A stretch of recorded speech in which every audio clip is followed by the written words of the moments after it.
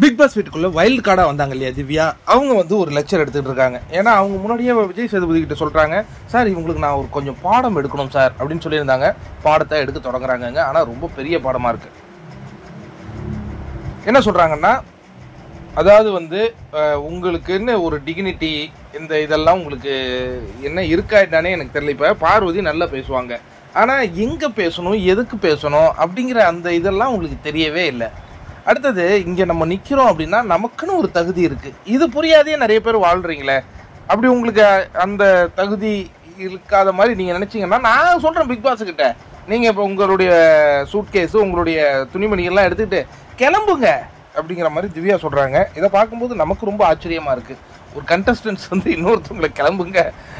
அதாவது இந்த பிக் பாஸினுடைய ஷோவே என்னன்னா, ஒவ்வொருத்தவங்களையும் நீங்கள் எவிக்ட வச்சுட்டு நீங்கள் வந்து கடைசியாக வெற்றியாளராக மாறணும்.